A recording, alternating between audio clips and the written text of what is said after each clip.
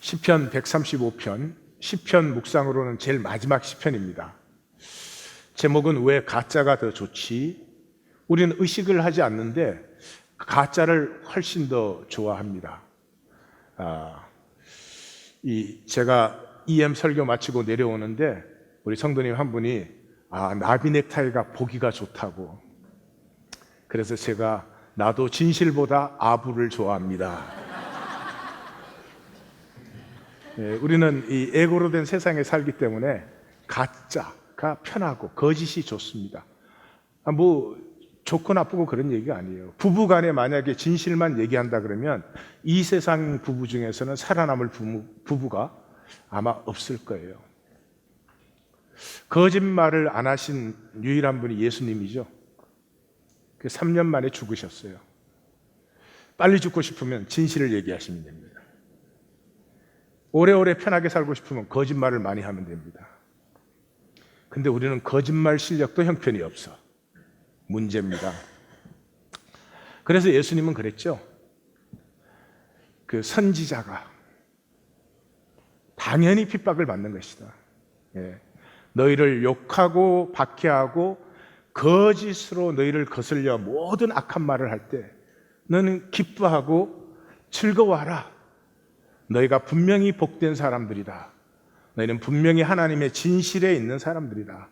너희 전에 선지자들도 그렇게 박해받지 아니하였느냐, 그렇게 얘기를 했습니다. 자, 시편 135편은 이제 할렐루야 시편인데, 할렐루야 시편이라는 말은 단어 자체가 할렐루야로 시작해서 할렐루야로 끝납니다. 135편은 이제 도입과 마감이 뚜렷하죠. 1, 2, 3절 또 마지막 석절 이렇게 이제 도입, 마감 그렇게 되는데 1절이 여호와의 이름을 찬양하라 여호와의 종들아, 여호와의 집, 여호와의 성전, 여호와의 뜰에 서 있는 너희여. 왜 서 있을까요? 그때는 의자가 없었습니다. 그렇게 심각한 얘기 아니에요. 그때는 성전에 오면 다 서 있었어요. 얼마 전까지만 해도 그 이스턴 올토닥스, 러시아 정교 이런 데 예배는 전부 서서 봐요. 서서 보는데 그 러시아 정교 같은 것은 예배가 한 3시간 되는데 설교가 3번 있습니다. 우리 다음 주부터. 그런데 또 이 설교 강단이요, 이렇게 강단이 있는 게 아니고 이렇게 2층이나 3층 위에 있어요. 그래서 홀에 서 있는 사람이 설교를 들을 때 이러고 있어요.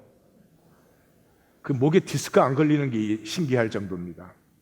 우리 선교팀은 가서 거기서 예배드리다 죽는 줄 알았죠. 여호와를 찬양하여 그의 이름이 아름다우니, 이름을 찬양하라 여호와의 이름. 그러면 이제 우리는 아시죠? 다윗이 너는 칼과 창과 단창으로 내게 나아오지만은 나는 만군의 여호와의 이름으로 할 때 나는 하나님과 약속 관계에 있는 자로. 사사기에서 이 하나님의 백성이 하나님과의 약속이 다 무너졌죠. 그 회복이 한나가 사무엘이라는 아들을 낳고 그 사무엘을 통해서 다윗이라는 사람이 하나님에 의해서 선택되어집니다. 이 다윗은 이스라엘 백성은 하나님과 약속 관계에 있는 사람들이다 하는 것을 회복하는 사람이 되는 것이죠. 그래서 약속의 관계에 있는, 그러므로 여호와의 종인, 여호와는 주님이시고 그 백성은 종들인 그들의 찬양. 마감은 또 어떻게 됩니까? 이스라엘 족속아 아론 족속아 여호와를 송축하라, 레위 족속아 여호와를 경외하는 너희여 송축하라. 여기 아론과 레위 족속이 이스라엘 족속 중에서 강조되어 나오죠. 그래서 무엇을 얘기하는 것이죠? 지금 시온에서 모인 것이죠. 예루살렘 성전에 모였으니까 이 모임을 섬기고 주도하는 사람들이 아론 제사장들과 레위 지파죠. 예루살렘에 계시는 여호와, 시온에서 찬송을 받으소서. 시온에서 찬송을 받으소서. 그렇게 하니까 지금 시온에서 찬송을 못 받고 있는 거죠. 예루살렘에서 이 백성들이 찬송을 해야 되는데 예루살렘에서 하나님께 찬양을 못하고 있습니다. 그 예루살렘에서의 백성의 모임과 예배가 회복돼야 되는데 왜 회복이 안 되나? 이것을 적은 것이 135편입니다. 135편이 뭐를 적었다고요? 왜 회복이 안 되나? 우리도 잘 알아야 되겠죠. 135편을 잘 보시려면 구조 자체를 먼저 보셔야 돼요. 여호와의 이름을 찬양하라, 대대로 송축하고 기억하라 그러는데 그게 두 가지 주제가 나오죠. 하나는 하나님이 이스라엘을 자기의 소유로 택하셨다. 그 다음에 두 번째는 이 여호와는 신들 중에 신, 만주의 주인 여호와다. 이 두 가지를 이제 송축하라는 거죠. 그것이 4절과 5절과 13절과 14절에 대칭으로 나오죠. 4절에서 이스라엘 택하셨다. 14절에 하나님이 자기 백성을 심판하셨으나 신실하기 때문에 그 약속을 피하지 않는다. 5절에서는 신들 주 중에 주이시고 신이신 여호와, 그러므로 여호와의 통치는 영원한 통치, 우상처럼 그 나라 멸망하면 없어지는 그런 신이 아니다. 예루살렘이 멸망했지만은 여호와는 만군의 하나님으로 여전히 이 역사를 다스리고 계신다. 그러면서 하나님을 기억하라. 그가 창조하셨고 애굽에서 불러내셨고 약속의 땅을 위하여 가는 길에 바로와 모든 왕들에게 승리하신 후에 우리를 약속의 땅에 들이지 아니하셨느냐, 이거예요. 그래서 15절에서 18절을 빼고 가나다라 읽기를 하면 아주 자연스럽고 부드럽습니다. 찬송하라. 그 다음에 주제가 쫙 클라이막스에 올랐다 내려가면서 다시 송축하라 이래요. 근데 15절에서 18절이 저기 이상하게 혹이 달린 것처럼 하나가 툭 튀어나와 있어요. 그 15절에 18절은 우상은 사람이 만든 것인데 못한다, 그걸 의지하지 말라, 이런 것이거든요. 그러면 들어가서 보십시다. 찬양의 주제는 이스라엘 택하신 여호와, 신들 중에 신이신 여호와다. 자, 그래서 4절에서 여호와께서 이스라엘을 특별한 소유로 택하셨다. 그 대칭되는 14절에서 여호와께서 자기 백성을 심판하셨지만 돌이켜 자기 백성들을 위로하신다. 우리 번역은 좀 이상하게 해놨어요. 위로하신다. 여기를 읽으면 이사야 40장이 생각나시면 아주 잘 읽은 거예요. 너희는 위로하라, 위로하라, 내 백성을 위로하라. 어디요? 지금 포로로 잡혀가 있으니까. 그 다음에 5절에 모든 신들보다 위대하신 우리 주 여호와와 여호와는 대대로 통치하시는 여호와, 영원히 기억되시는 여호와, 이렇게 또 대칭이 되죠. 그 안에 하나님은 천지 바다를 창조하시고 안개, 비, 번개, 바람을 다스리시고 고대 근동의 신은 땅을 주관할 뿐만 아니라 하늘을 다스리는 거죠. 그것을 안개, 비, 번개, 바람을 다스리신다. 표적과 징조로 우리 백성을 애굽에서 나오게 하셨고 그것을 막는 모든 왕들을 치시고 우리를 인도하사, 12절이 결론이죠, 약속의 땅을 이스라엘의 기업으로 주셨다. 자, 여기 이것뿐이면은 이건 아주 훌륭한, 성경 어디에 끼워 넣어놔도 어색하지 않은 훌륭한 주제죠. 그러나 빤한 주제죠. 이걸 몰라서 얘기하는 게 아니죠. 지금 이 135편의 위치가 어딘데? 시편 5권이거든요. 그러니까 시편 5권에서 이때까지 했던 빤한 얘기를 다시 할 리는 없지요. 그러므로 시인의 속셈이 따로 있는 거죠. 그게 금방 드러나요. 15절에서 18절이 이 시인의 가슴이에요. 이게 속셈이에요. 이거를 백성들에게 말해주고 싶어요. 이것 때문에 우리가 회복되지 않고 있다 이거죠. 그래서 여호와와 우상들을 비교해요. 비교는 간단해요. 못한다는 거죠. 하나님은 창조하시고 인도하시고 승리하시고 약속을 신실하게 지키시고 하지만 우상은 사람의 손으로 만든 것이에요. 그래서 입이 있어도 말 못해, 눈이 있어도 보지 못해, 귀가 있어도 듣지 못해, 입이 있지만 호흡도 못해. 그래서 우상의 삼위일체가 나와요. 그것을 만든 자와 그것을 의지하는 자와 그 우상 자체는 세 가지가 all the same, 똑같은 것이다. 그러므로 가짜를 따르지 말아라. 왜 거짓 가치를 따르니? 그게 우리를 행복하게 못하는 것을 뻔히 알면서도 왜 그것을 따르니? 뭐 이런 얘기죠. 그래서 핵심은 참 생명이신 여호와, 참 인격이신 여호와. 그 참 생명과 인격이라는 건 뭐냐? 약속을 따라 섭리하신다. 인격은 뭘로 만들어져요? 약속으로 만들어져요. 약속에 신실한 만큼 인격이 성숙한 것이죠. 그래서 여호와는 약속을 따라 섭리하신다. 그 약속을 조금도 의심치 말아라 그런 거죠. 근데 거짓 생명, 가짜 인격의 우상들은 사람이 손으로 만든 현상이에요. 아무것도 못해요. 근데 그걸 따라요. 그걸 좋아해요. 우리 온 세상이 다 그렇습니다. 이번에 노틀담 철치가 불에 탔는데, 물론 훌륭한 인류의 문화재지요. 그렇지만 뭐 그렇게 또 대단합니까? 그 사실은 그 당시에 없고 가난한 사람들, 그 노동력 가지고 그 종교의 위엄을 보이려고 그 다 지은 것 아니에요? 그렇게 수많은 세월을 걸려서 그렇게 장엄한 사원을 지어가지고 그 사원이 정말 그 시대에 아프고 힘들고 가난한 자들에게 복이 되었습니까? 복은 종교의 위상만 세웠지요. 아니 그렇다고 제가 노틀담을 또 함부로 보는 건 아니죠. 우리하고 비길 바가 안 돼. 그래도 노틀담 100개 줘도 나는 우리 교회하고 안 바꿔요. 그것이 구약 성경입니다. 구약 성경 전체가 뭘 말하십니까? 다윗을 바라보고 다윗을 따라야 되는데 솔로몬을 더 좋아한다는 거죠. 솔로몬을 다 따랐다는 거죠. 그게 구약 성경이에요. 왜요? 솔로몬은 손으로 만든 게 장엄했거든요. 다윗은 왕이 되었지만 자기 궁궐도 없었습니다. 성전 지으려고 하는데 못 짓겠어요, 하나님이. 마음의 성전이 없는데 벽돌로 성전 지어놓으면 무슨 소용이 있는 것입니까? 솔로몬은 국고성, 병고성, 자기 왕궁은 14년 걸려서 지었어요. 그리고 신전, 성전 아니에요. 중앙집권제 확립해가지고 유다를 제국화시키려고 신전을 7년 걸려서 지었죠. 그걸 하기 위해서 뭐 했어요? 자기 아버지와 함께 꿈을 나누었던 사람 다 숙청했잖아요.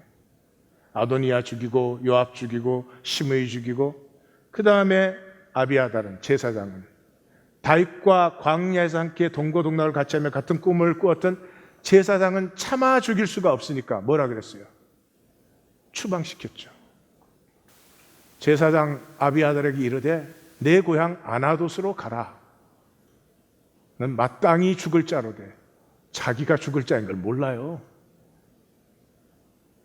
내가 너는 죽이지 않고 추방한다. 이 아비아달 다윗 계통의 제사장을 추방시켰어요. 그리고 사독을 제사장으로 세웠어요. 이 궁중 제사장으로. 이 사독이 그때로부터 예수님 때까지, 표현이 죄송합니다마는 해먹었죠. 왕들에게 아부하고 왕이 전쟁 나가면 이깁니다 해주고, 그렇게 해서 예수님 때 제사장이 누구예요? 사두개, 세득세스, 사독에서 나온 거죠. 아비아달은 쫓겨서 아나돗으로 갔어요. 아나돗이 어디예요? 겟세만에 있는 데입니다. 예루살렘보다 해발이 50m가 더 높습니다. 참 하나님 재밌지 않아요? 마가복음에 보시면 예수님 십자가에 달리시기 전에 그 아나돗, 그 겟세만의 땅에서 앉았는데 이렇게 표현을 합니다.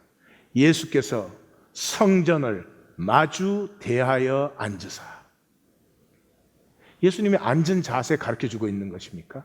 아닙니다. 솔로몬이 아비아달 제사장 계열을 쫓아낸 후에, 제사장이 성전에서 제사를 섬기는 사람인데 쫓겨나면 뭐 할 일이 없잖아요.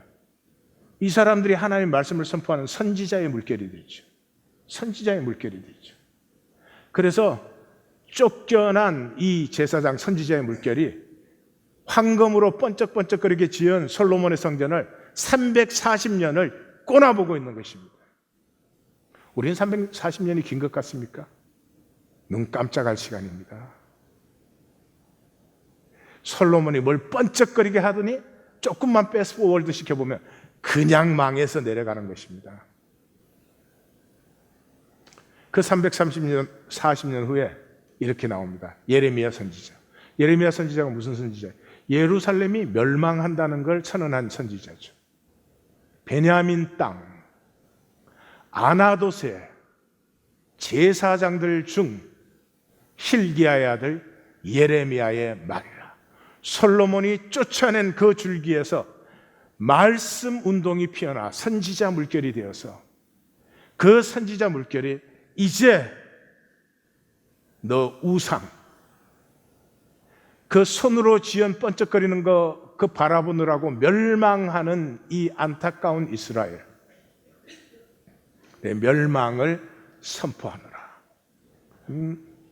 엄중합니다.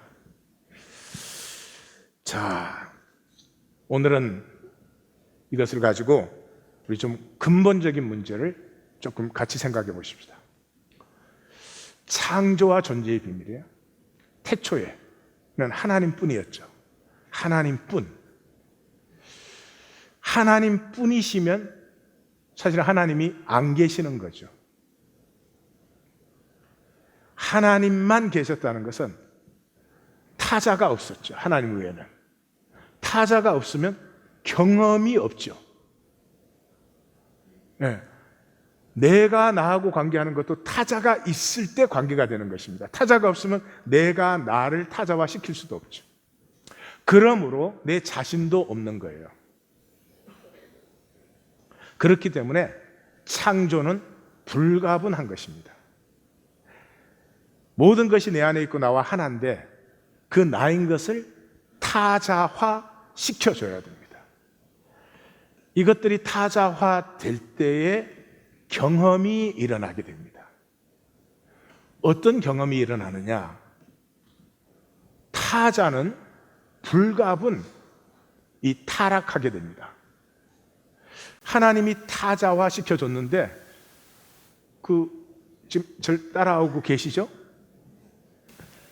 자, 타자화 시켜줬는데 그 타자가 된 타자들이 하나님 뜻대로 다 해. 하나님 말씀대로 순종해. 그럼 타자화가 안 된 거죠. 자동적으로 그렇게 하면은. 그러니까 이 타자화가 된 것은 불가분 자기의 길로 갈 수밖에 없어요. 그래서 불가분 자기의 길로 가는 그것을 통해서 타자들에게는 어떤 경험이 일어나느냐?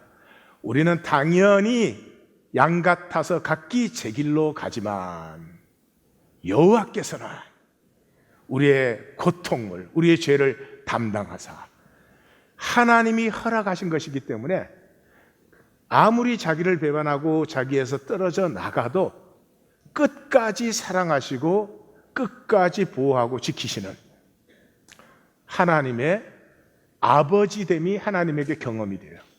비로소 하나님이 하나님 되시는 거예요. 타자는 또 어떻게 하느냐? 탕자의 경험이 일어나죠. 우리는 우리 마음대로 했음에도 불구하고 그것이 우리에게 복이 아니라 저주이라는 것을 만남으로 말미암아 스스로의 자원하는 심령으로 하나님에게로 돌아오는 탕자의 경험이 일어난다. 오늘은 경험이라는 단어가 중요합니다. 그래서 그 하나님은 아버지 된 경험이 일어나고 우리는 탕자 된 경험이 일어날 때 하나님의 창조는 완성이 된 것입니다. 그때 하나님은 하나님 자신으로 하나님이 되시고 우리는 타자인 타자로서 허용이 된 하나님의 타자가 됩니다. 하나님과 타자가 다 분리되었음에도 불구하고 자원하는 심령과 중심의 진실함으로 말미암아 다시 하나가 된 것이죠. 하나님이 자동적으로 하나님 안에 하나였을 때는 다이내믹이 없죠. 근데 이제는 각각 타자가 허용되었는데 사랑으로 하나 되기 때문에 다이내믹이 생기는 거지. 교회는 어디예요, 그러면? 창조가 잘하고 이루어져 가는 과정이에요. 각각 타자인데 우리가 하나 되어 가는 그 생명의 높은 에너지 레벨이, 생명의 다이내믹이 피어나는 데예요. 옆에 물어봐요. 느껴져? 대답을 해주세요. 싸늘하다. 그러면 교회라고 부르면 안 돼요. 그거는 이름을 교회라고 갖다 붙인 거지. 그래서 존재의 비밀은 간단합니다. 나를 완성하는 것이 너를 완성해요. 하나님이 하나님 되심을 완성하는 과정이 우리 모두에게 우리 각자됨을 허락하신 거죠. 네. 그래서 나의 완성은 너를 완성시켜 주는 데서 내가 완성이 돼요. 그런데 에고의 비극은 어디에 있어요? 에고는 너를 눌러야 내가 되는 줄 알아요. 심지어 부부 사이에조차도 갈등이 일어나면 너는 잘못됐고 너는 고쳐져야 되고 이래요. 그래서 모든 섭리를 폐해버려요. 나를 완성시키는 것이 내가 너를 사랑의 섬김으로 피어나게 할 때 내가 사실은 피어나는 것인데 그 사도행전 2장에서 열린 성령의 코이노니아가 사라져버렸죠. 그럼 모든 섭리가 폐해지는 것이죠. 이것이 가인의 비극이었죠. 내가 땅에서 피하며 유리하는 자가 되었어. 물은 나를 만나는 자마다 나를 죽이겠나이다. 아무도 안 죽이죠. 그러나 모든 사람을 대적과 경쟁으로 봅니다. 지금 이 사회입니다. 국가 간에도 서로 도우면 얼마나 좋겠어요. 중국, 일본, 한국은 역사 대대로 동양삼국밖에 없어요. 사실은 다 우리 친척지간이요. 많이 섞였어. 내가 임진왜란 때도 보니까 섞이고 병자해란 때도 보니까 섞이더라고. 옆에 잘 보세요. 그쪽 친척 아닌지. 근데 옆에 있으면 죽으라고 싸워. 도대체 할 수가 없어요. 동양삼국이 서로 협조하고 축복하면 우리가 누구 눈치를 보겠어요? 미국 눈치를 보겠어요? 러시아 눈치를 보겠어요? 중국 눈치를 보겠어요? 누구 눈치를 보겠어요? 얼마나 당당하겠어요, 서로 간에. 이 가인의 의식, 이거 정말 문제입니다. 이 문제를 해결하지 않는 복음, 그건 가짜죠. 이게 근원적인 문제입니다. 그래서 나는 하나님의 형상으로 창조됐죠. 내 안에 모든 가능성이 있죠. 하나님의 모든 가능성이. 우리 시편 45편 같이 보셨죠? 시편 45편에는 사람을 신이라고 불러요. 엘로힘. 하나님을 부를 때도 엘로힘이라고 신이라는 일반 명사가 엘로힘이에요. 그 하나님의, 우리가 믿는 하나님의 이름은 여호와예요. 여호와는 자기 백성과 약속한 하나님이라는 뜻이에요. 우리를 엘로힘이라고 불러요. 거기만 그래요? 예수님이 그렇게 부르셨잖아요. 예수님이 사람을 보고 신이라고 엘로힘이라고 하였거늘 거기만 그래요? 선지서에도 마찬가지죠. 한 아들이 우리에게 낳고, 근데 그 아들이 누구예요? 전지하시고 기묘하시고 그 아들이 엘로힘 신이에요. 저에게 모든 정사와 권세가 그 어깨에 있어요.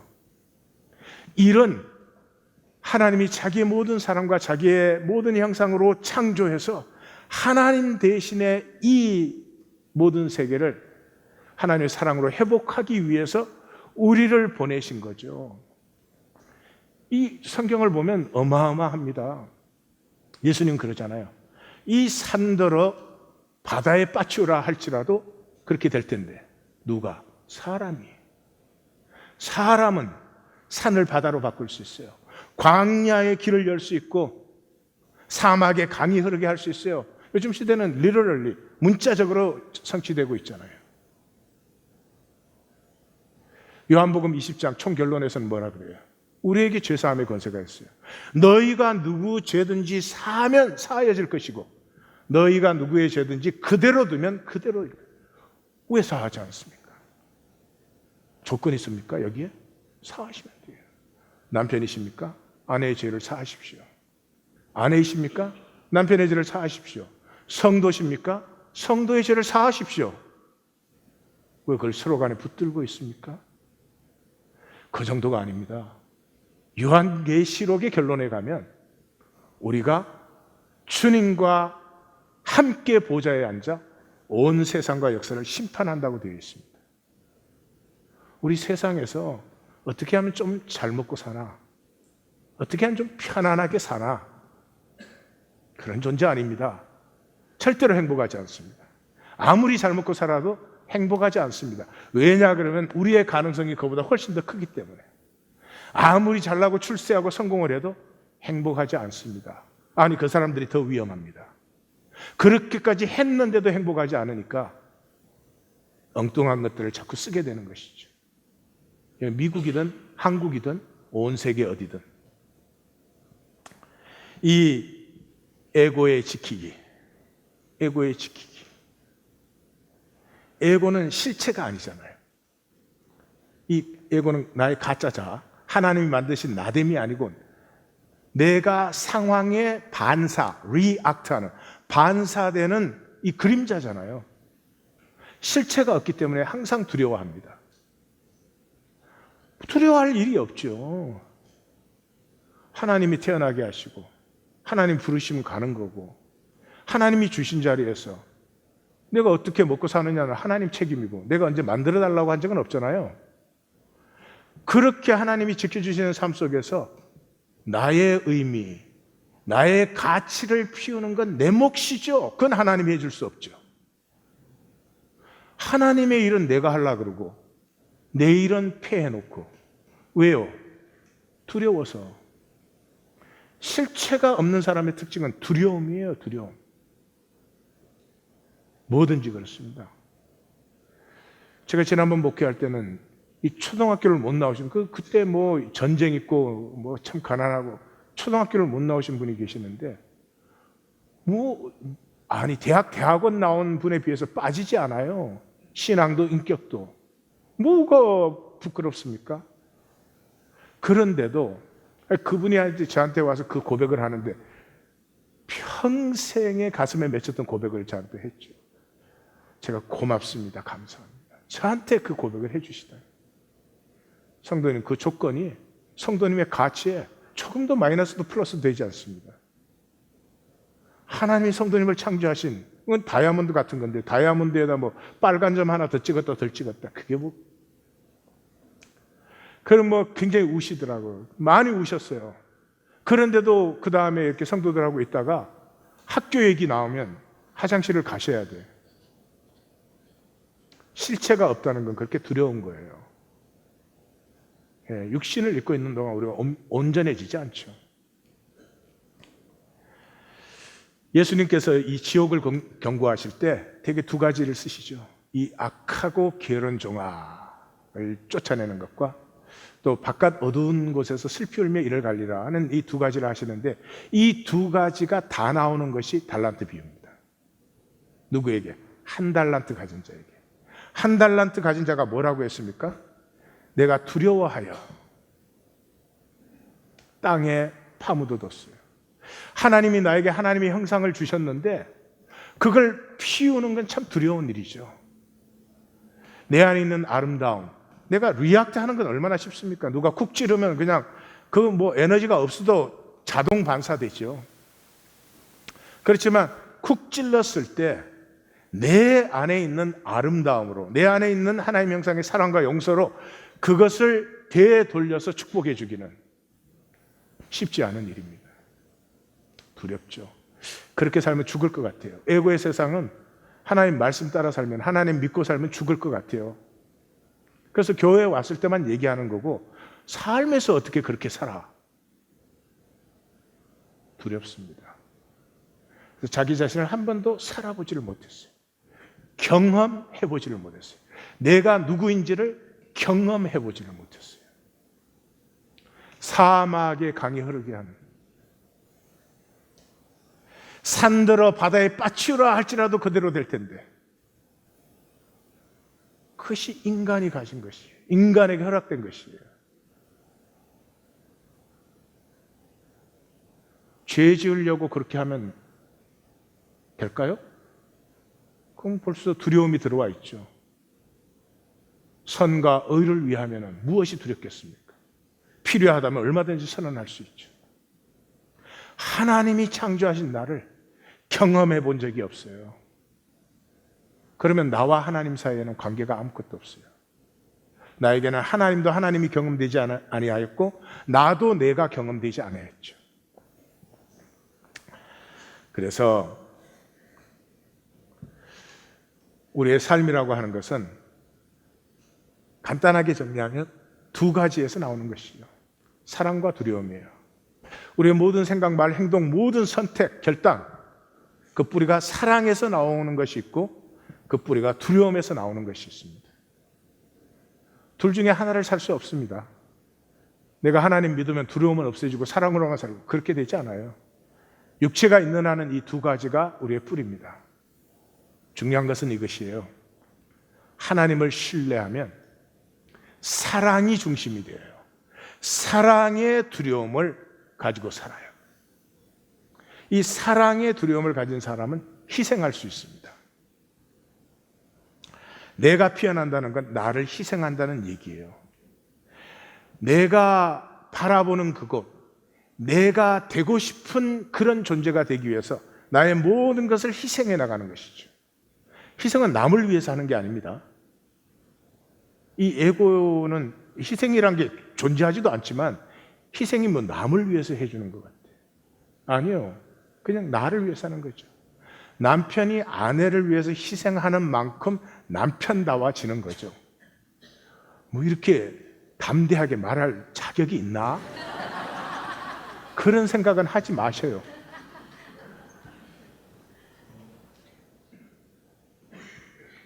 우리의 이웃들, 우리가 희생해 줍니까? 아닙니다.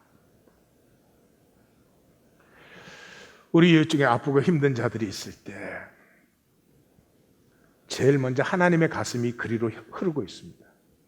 하나님의 가슴은 아픈 자리로 흘러요. 종교행위 잘하는 자가 아니고요. 부모는 아픈 자식에게로 기도가 제일 먼저 흐르죠.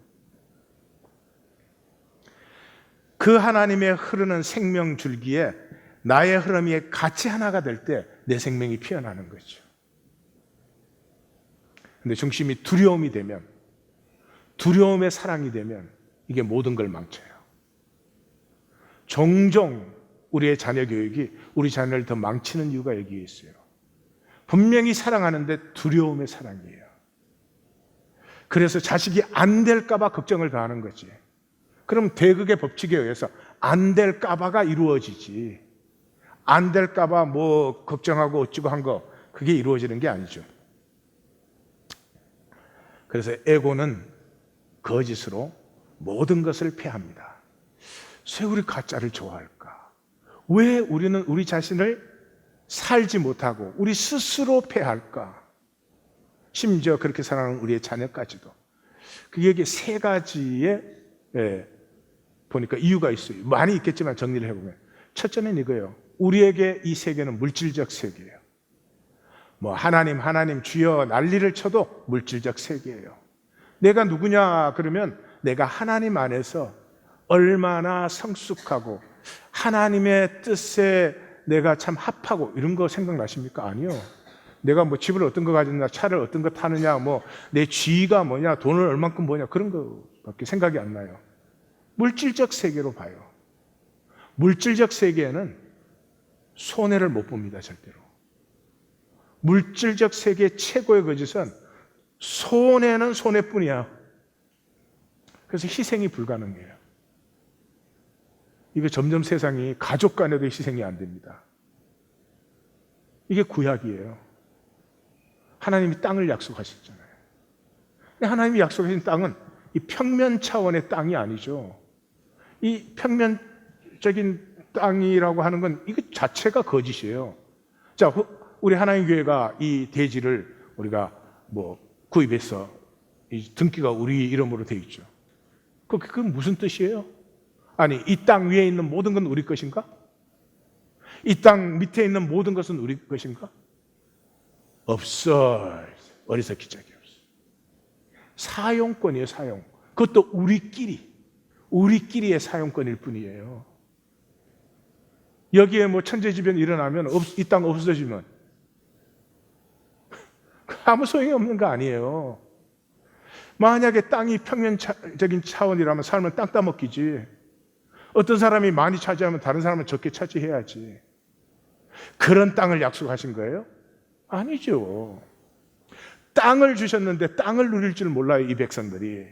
그래서 샘플 백성을 택하셔가지고 땅을 어떻게 누리는지, 그 땅에서 함께하는 백성들이 과부와 고아와 심지어 이방인과 나그네와 노예까지도 함께 살려면 이 땅에서야 구분이 필요한데, 구분 때문에 누구는 피해자가 되고 누구는 가해자가 되는 것이 아니라 서로 함께 살아가면 구분이 뭐 그렇게 중요해요? 하나도 중요한 게 아니죠.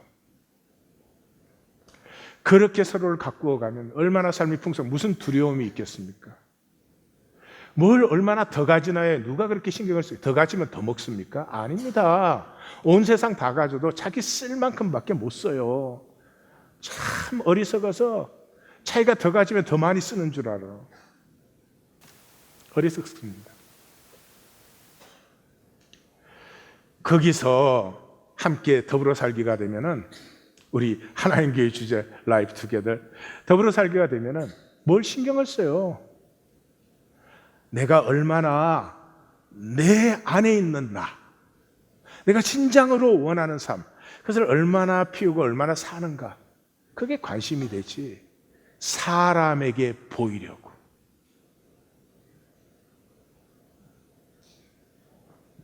그게 삶이 될 수가 있겠어요. 그래서 사도 바울은 빌립보서 3장 8절 전까지가 뭐예요? 내가 그 사람에게 보일 수 있는 거 엄청나게 이루고 가졌었다. 그런데 그리스도를 만났더니 내가 허무에 굴복하고 썩어짐의 종로를 하고 향방 없는 달리기를 하였고 허공을 치는 주먹질을 하는 삶이었다. 그래서 이제는 내가 그를 위하여 모든 것 다 잃어버리고도 배설물로 여긴다. 이 앞에는 이익과 손해라는 대차 대조표 용어를 쓰고 있습니다. 내가 이익되는 걸 그렇게 많이 취했다.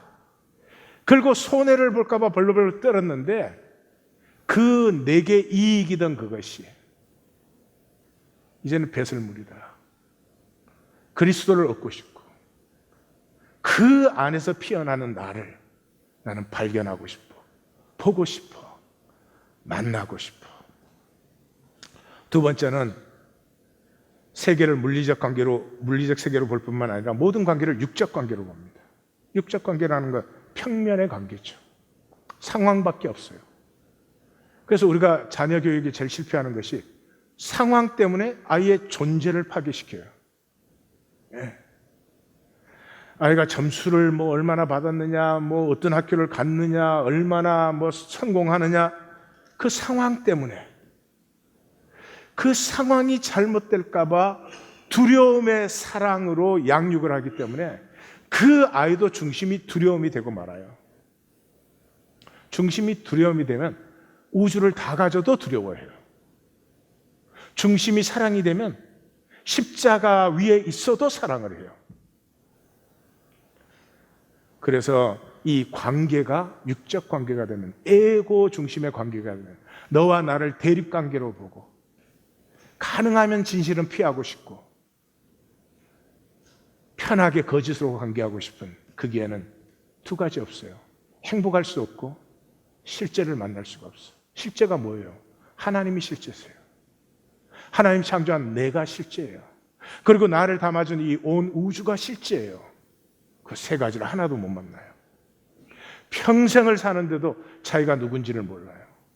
세상이 욕심부리라 한 그거 욕심부리다가, 다른 사람이 나를 어떻게 보지 그거 걱정하다가, I mean, who cares? 다른 사람이 자기 보고 싶은 대로 봐요. 다른 사람이 좋다고 그래준다 좋은 사람이 아니요.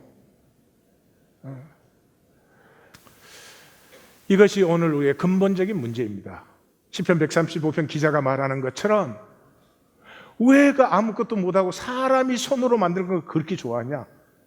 명품 하나님이 창조하셨습니까? 사람이 손으로 만들었습니까? 스카이 대학들 사람이 만들었습니까? 하나님이 창조했습니까? 사람이 만든 건 누리면 되는 거예요. 그게 우리의 목적이 되면 안 되죠. 그럴 수 없죠. 생의 목적은 하나님이 창조하신 것이 이루어지는 거예요. 하나님의 나라가 임하고 하나님의 뜻이 이루어지는 것이죠. 그러면 이 문제를 어떻게 할 것이냐? 성경의 답도 간단합니다. 거듭나면 돼요. 거듭나면. 거듭남이 뭐예요? 우리는 다 운명 아래 태어납니다. 운명 아래. 20세기 중반 1954년 한국 전쟁 끝난 다음에 아무것도 없을 때 그 황폐한 자리에 태어나서 내가 요렇게 된 거예요. 내가 80년대 태어났으면 그 철없는 것들 사이에서 인간이 많이 됐을 텐데 거기에 또 이 가정에 늦은 막내로 태어나가지고 내 말을 안 하겠어. 큰형, 작은형, 누나.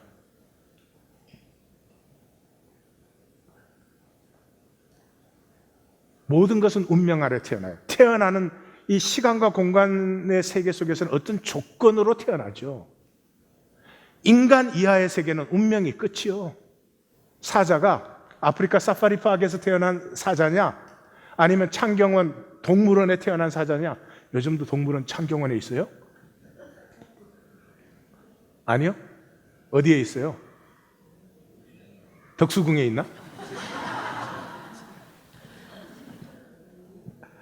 여러분 좀 다음에는 담임 목회자를 꼭 유시간 분으로 좀 꼭 고르시기 바라요. 그거에 의해서 그 사자의 일생은 다 결정 나버리는 거예요. 그것이 이 세계의 본질인데 그 운명의 한계를 넘어서 운명의 종으로 사는 게 아니라 주어진 운명 속에서 나를 피워내는, 주어진 운명 속에서 나라고 하는 하나님의 형상의 초월적인 이 하나님의 형상을 피워내는 것은 인간만이 할 수 있는 거예요. 그게 거듭남이에요. 육으로 살던 우리가 영, 이 생명의 본질로 다시 피어나는. 그래서 이 운명에 사로잡혀 있던 우리가 운명에 사로잡혀 있는 무의식적으로 살죠. 의식을 안 해요. 세상이 저거 욕심내야 된다 그러면 그거 욕심내고, 세상이 이게 잘생긴 거다 이렇게 만들어라 그러면 가서 또 수술 받고. 근데 우리는 3번씩은 했는데 더 이상 안 되잖아요. 그걸 인생이라고 삽니다. 무의식, 의식이 전혀 없어요. 그런데 내가 나를 만나서 좀 대화해 보시라고요. 너는 정말 행복하니? 너 모습이 좋으니? 그렇게 살고 싶은 거니? 스스로 만날 때까지는 아무 소용이 없어요. 그 각성이 열릴 때 하나님의 말씀은 성경 지식이 아니고 말씀으로 임해요. 혼돈과 공허와 흑암 속에서 좋았더라를 피워내는 운행 역사하기 시작하시는,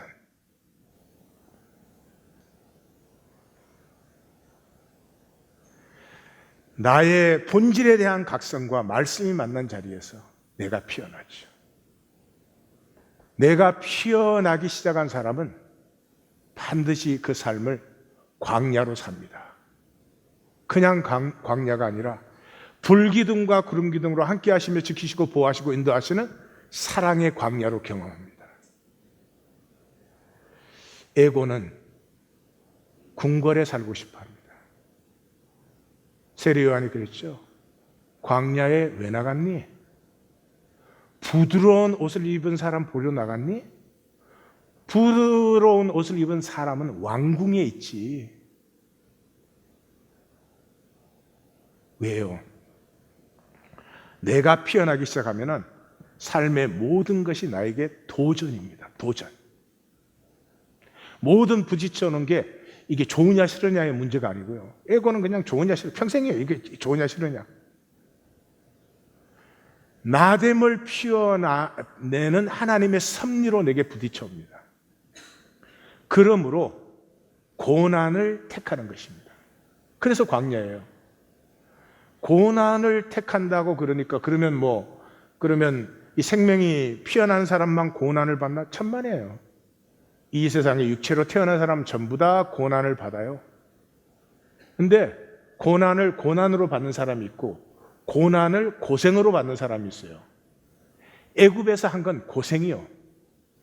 광야에서는 고난을 받는 거예요. 사울 왕이 한 것은 고생이에요. 다윗이 한 것은 고난이에요.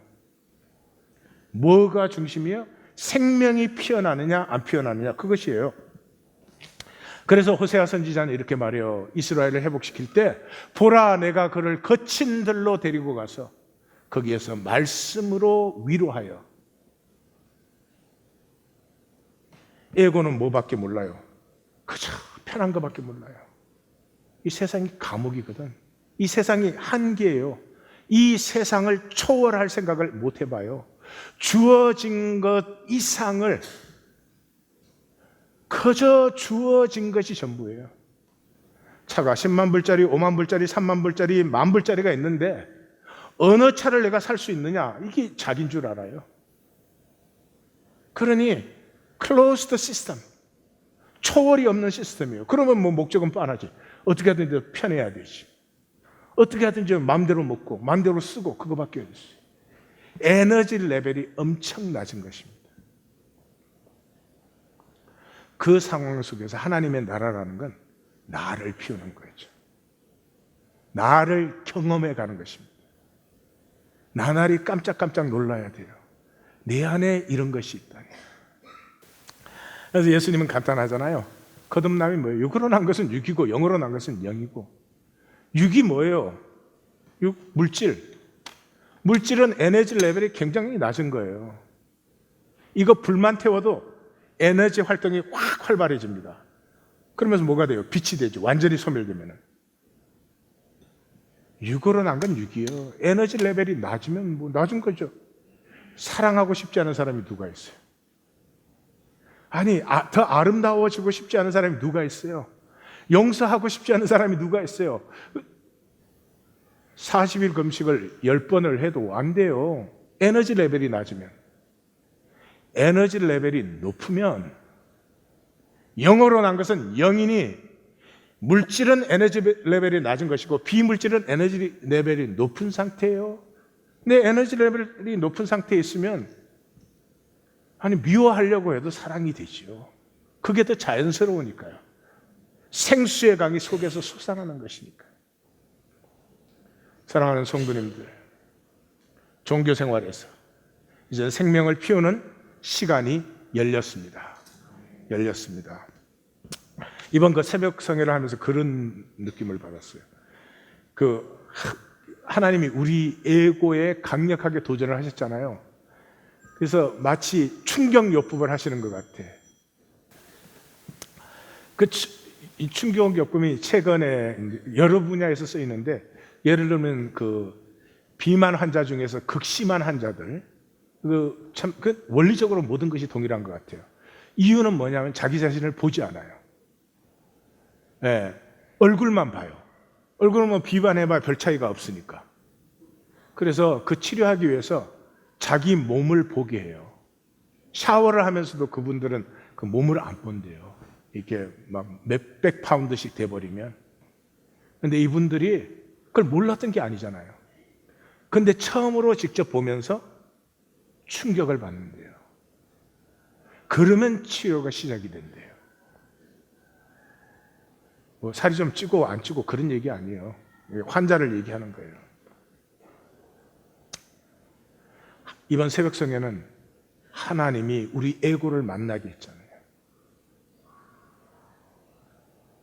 말씀을 만난 것은 복입니다. 힘들었겠지만 복입니다.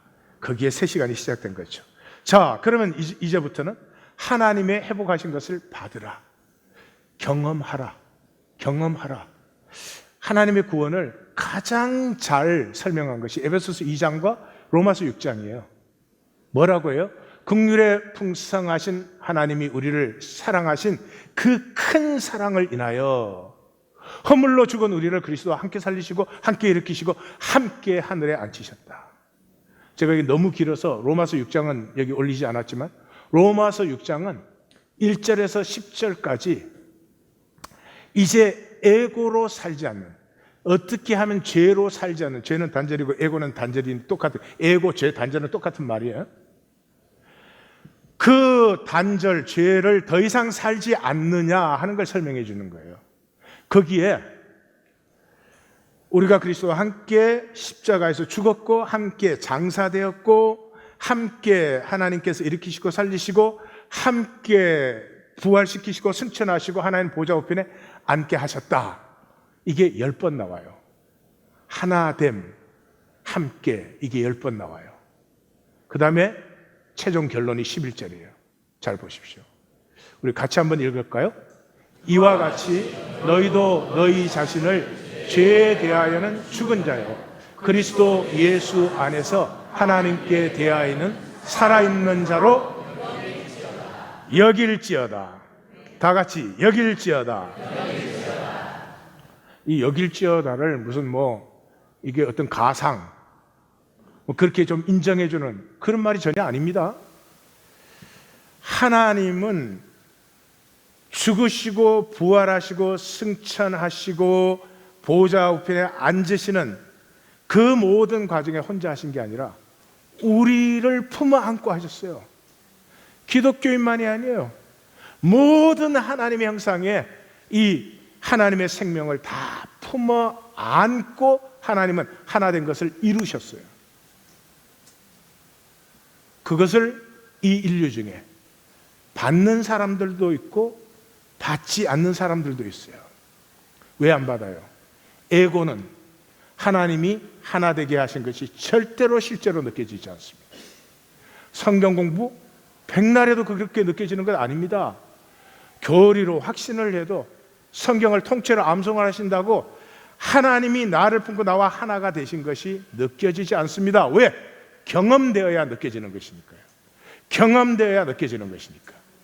그러므로 에고는 그렇게 느껴지지 않아도 여기고 지금부터의 생각 하나, 말 하나, 행동 하나는 하나님과 하나 된 자로 해 나가라는 것입니다. 그렇게 해 보시면 분명히 만나게 됩니다. 하나님이 억만 번 죽어 마땅한 나를 품고 십자가에서 피 흘리시고 그 고난을 당하신 것이 진정으로 내 가슴에 느껴지기 시작합니다. 그렇게 그걸 사시면 로마서 7장이 들어와요. 7장이 뭐예요? 절망이에요. 그런 사랑을 주셨는데도 내가 그 사랑을 이렇게 살려고 하는데도 못 사는구나.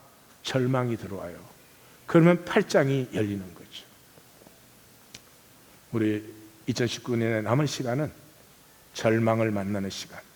6장이 열렸기 때문에 절망을 만나 8장의 영광을 향해서 나아가는 것입니다.